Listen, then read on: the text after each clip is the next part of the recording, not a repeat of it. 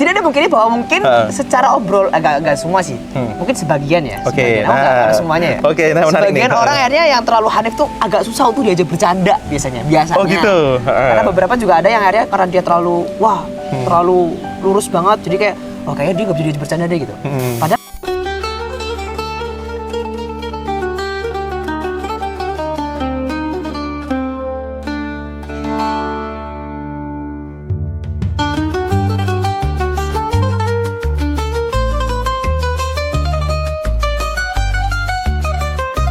rasanya ketika kita akhirnya sudah satu jalan, sudah satu frekuensi. Oke. Jadi lagi, kita sudah satu frekuensi, menyamakan frekuensi itu, kita bisa mengetahui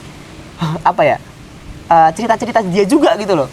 Bukan sisi gelap sih, lebih ke kepribadian dia yang lain lah bahasanya lah ya. Jadi, lebih deep lagi lah. iya, jadi kayak gitu. ternyata orang-orang yang di luar itu dia berusaha menjaga dirinya untuk tetap terlihat baik, dia juga akhirnya punya challenge yang sama juga sama kita loh. Dia juga punya kesulitan untuk menjaga lingkungan yang baik juga loh dari diri dia. Jadi pada dasarnya ketika dilihat kita semua juga punya problem yang sama juga, apalagi sebagai anak muda ya pasti ada.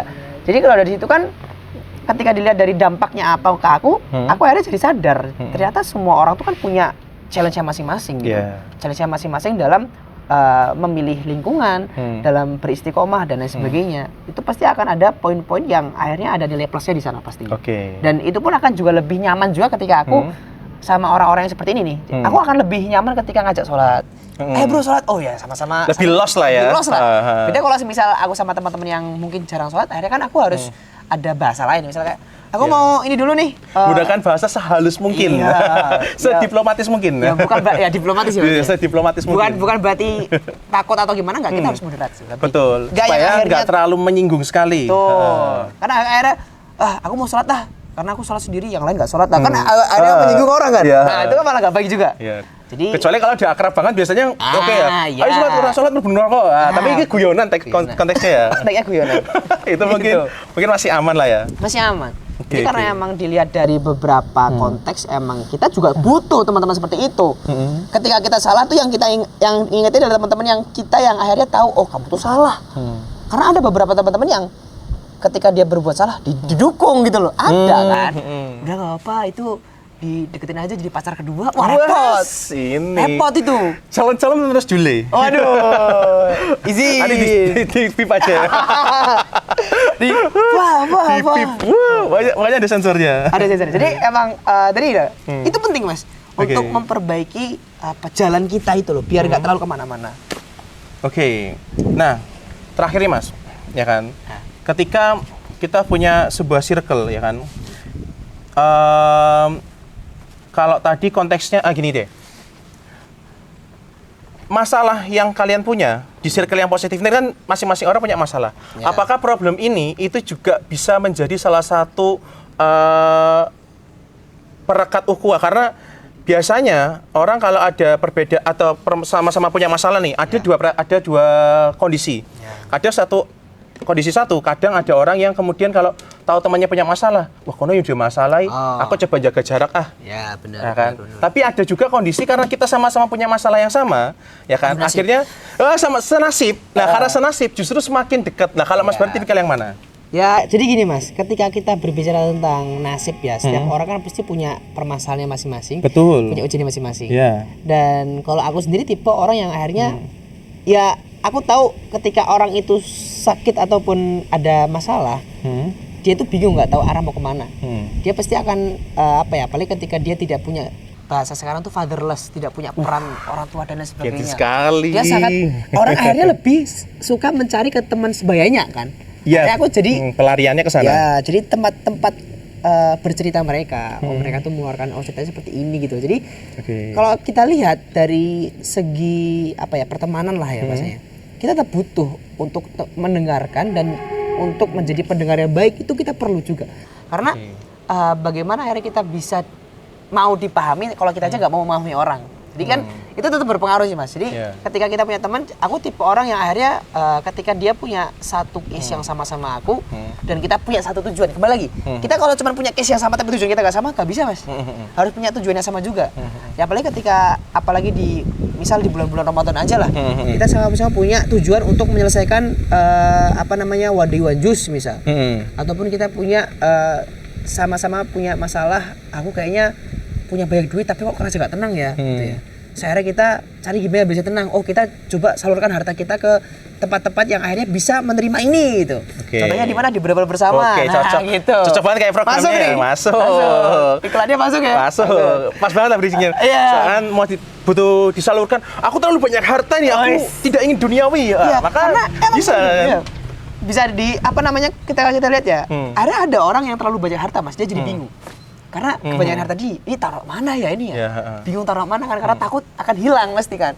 Karena sekarang uang berapa ya? Uang 2 juta, 1 juta tuh kayak gak ada umurnya Mas. Jadi kayak tiba-tiba langsung, wah ada perlu ini habis. Impulsif lah bahasanya lah ya. Nah, jadi pada akhirnya kita tidak ada kebaikan dari harta yang kita dapat ini, supaya kita tenang, kita zakatkan. Kita sedekahkan, kita buat bantu teman-teman kita yang membutuhkan. Termasuk kita bagi-bagi takjil gitu ya, pas bulan Ramadan, itu masih ada tuh. Masih ada. Buat UMKM, itu pas banget kayak programnya Beramal Bersama banget lah itulah.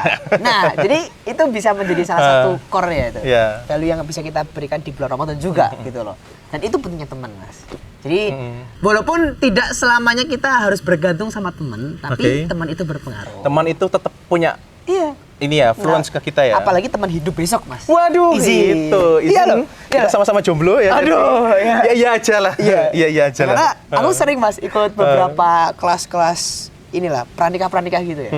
Jadi moderatornya. Jadi kan aku juga belajar juga kan. Tapi dari situ kan akhirnya ternyata apalagi kita teman hidup ya, bahas teman hidup dikit. Kan itu kan akhirnya kan kita tinggal mencari orang yang bisa membantu kita menuju tujuan kita. Bareng-bareng untuk bersama menuju tujuan yang sudah kita set goals dari awal. Oh, tujuannya untuk lillahi ta'ala. Ya udah, pasti goal-goalsnya kita juga akan sama gitu. Nah, makanya mungkin ketika ini aku ada satu pesan dari ustadku waktu ini kita pranikah waktu sebelum lulus.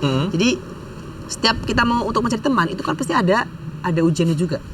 Ada apa? Seleksinya? Pasti nggak semua, nggak seleksi Mas. Jadi kayak kita mau berteman aja itu kan pasti akan ada trial and error-nya. Oh, oke, trial and error. Kayaknya dia nggak cocok sama aku deh. Misal, wah aku seneng MU, Masnya seneng Barca, wah ngel. Nggak cocok tuh? Nah, contoh doang gitu. Dan sama ketika milih teman hidup pun akhirnya itu sangat berpengaruh untuk kita ke depannya. Kalau misalnya kita sudah nggak sevisi misi aja deh, visi misi dulu deh, nggak usah yang lain-lain dulu. Kita nggak sevisi misi, akan repot di jalan. Walaupun ketika dilihat, banyak ya orang-orang yang akhirnya dalam berusaha itu kok malah usaha untuk baik ya, untuk ta'aruf dan sebagainya, kok malah bukan disusahkan Mas. Karena pesan yang disampaikan sama Rasul itu simpel gini Mas. Allah itu tidak akan memisahkan dua orang yang memiliki niat yang sama, tapi Allah selalu menguji seberapa kuat niat mereka untuk terus bersama. Itu gak cuma untuk suami istri Mas, untuk berteman pun juga sama. Termasuk sama ya? Iya. Toh semisal di tengah jalan kita punya case nih misal, ada teman kita yang punya utang banyak nih. Awalnya kita udah rutinan, misal kita satu kontrakan, terus habis itu dia gak bisa bayar kan, pasti walaupun kita tetap berteman, tapi kan di situ kan ada momen kayak kok lu gak bayar sih gitu loh. Kan ini kan gue juga usaha bayar kontrakan gitu. Nah itu kan akhirnya diuji. Allah menguji kebersamaan mereka. Kira-kira mereka bisa bertahan atau enggak? Nah seperti itu. Berarti memang kalau kita sebenarnya circle ini itu juga salah satu tanda kalau kita dipertemukan dengan sebuah circle itu bisa jadi tanda memang Allah pengen kita di situ, ya kan? Kalaupun ada circle yang kurang, ya berarti kita tinggal nyari aja momentumnya apakah ini memang circle yang baik untuk kita atau tidak. Kalaupun tidak, ya berarti caranya gimana tuh Mas? Supaya maksudnya kita bisa mendapatkan circle yang sesuai dengan frekuensi kita dan kita masih mencari nih mana yang pas ya gitu. Nah, itu ada tips nggak supaya kita bisa dapat circle yang sesuai sama kita? Jadi pertama kembali lagi ke tujuan tadi. Balik lagi, pasti Mas. Basic lagi ke situ ya. Karena setiap orang kan pasti punya tujuan kan. Dan ketika kita hidup, kan kita misalnya nih, aku pengen cari orang-orang yang dia itu suka bersedekah, misalnya. Ya kan? orang yang suka bersedekah biasanya kan orang yang punya duit misalnya. Akhirnya kita ketemu sama teman-teman yang di masjid lah semisal ada orang yang suka sedekah di masjid atau apa kita lihat, terus akhirnya kita ajak ngobrol. Karena biasanya orang-orang baik pun akan berada di tempat yang baik juga. Oke, ini menarik nih berarti. Ya bagus. Karena kalau semisal kita nyari emas di kubangan lumpur, susah Mas. Iya. Karena orang nyari emas tuh ya di tambang, bukan di kubangan lumpur. Izin. Ya, tambangnya di mana lagi, Pak? Ya, cari di toko emas lah, Mas. Jadi apa jadi tambang? Yang sudah jelas jadi. Iya. Orang kalau mau cari tempat yang baik, kan udah ada tempatnya. Iya. Iya enggak? Kalau mau cari ya cari ke tempat yang baik itu. Betul. Orang mau cari emas, ada toko yang sama toko emas. Ya tinggal kamu toko emas. Tinggal kamu mau pilih ke toko emas apa ke kelas babi gitu. Nah, itu kan beda dua kan. Berarti memang kita yang harus mendatangi ya, kita yang harus berikhtiar betul, ya. Ikhtiarnya ada. Kalau aku cuma pengen dapat temen yang baik tapi nyarinya di tempat dugem. Nah, cocok. Makanya nyari kalau misalkan kita ingin cari yang misalkan untuk menunjang ibadah kita, ya carilah di tempat-tempat yang memang ada itu, misalkan di masjid, di majelis ilmu dan segala macam ya, komunitas-komunitas kebaikan. Nah, cocok banget tuh. Oke, nih terakhir banget. Ya tadi dari terakhir tapi nggak jadi terakhir ya. Oke, terakhir banget nih. Ada tips gak Mas? Atau kira-kira nilai yang perlu disampaikan ke teman-teman semua? Karena ini kan kita udah di penghujung Ramadan. Ya. Nah, supaya kita after Ramadan ini kita bisa tetap survive dengan amalan ibadah kita yang sudah kita bentuk di bulan Ramadan ini. Oke. Kalau dari aku tuh aslinya nggak terlalu ribet sih Mas. Karena pada dasarnya apa yang sudah kita lakukan di Ramadan ini itu kan adalah awal untuk kita memulai langkah kita setelah Ramadan sampai Ramadan berikutnya. Oke. Karena kan mungkin euforia Ramadan itu kan pasti ada ya. Yang kalau Ramadan semuanya pada pakai jubah, pakai gamis, biasanya nggak pernah pakai kerudung ya. Ya itu kan, ya itu alhamdulillah ya, ini mereka bisa pakai pakaian yang baik. Gitu. Tapi kan ini bisa jadikan momentum untuk menjadi lebih baik ke depannya karena ketika disebutkan sebuah hadis, Rasul itu kan bilang, kalau semisal akhirnya orang itu hari ini itu sama dengan hari kemarin, mereka malah orang rugi. Dan orang yang akhirnya hari ini itu malah lebih buruk daripada hari kemarin, dia orang yang celaka. Dan maka akhirnya jadilah orang yang hari ini lebih baik daripada hari kemarin, maka dia akan orang yang beruntung. Wah itu.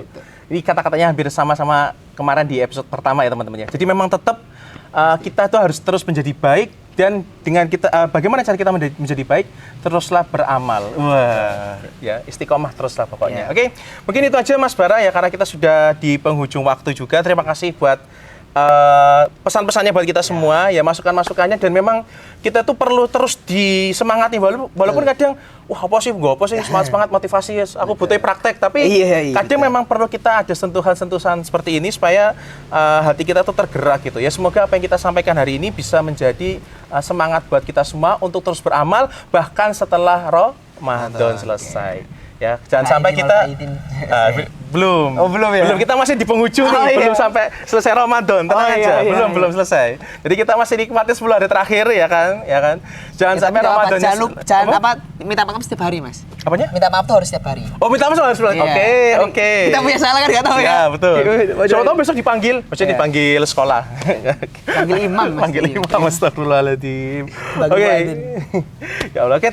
Thank you Mas Bara ya sudah mau ngobrol-ngobrol sama kita. Dan teman-teman semua, ya kan, Ramadan ini sudah mau selesai, jangan sampai amalnya juga ikut selesai ya. Kita akan ketemu lagi insya Allah mungkin di podcast-podcast lain ya, karena ini sudah episode terakhir.